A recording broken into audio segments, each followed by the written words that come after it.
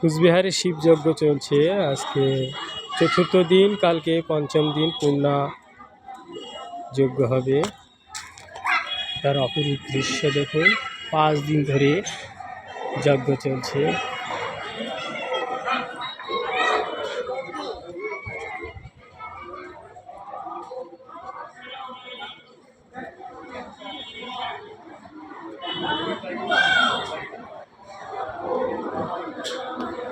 কি হচ্ছে দাদু? কয়দিন ধরে চলছে যজ্ঞ?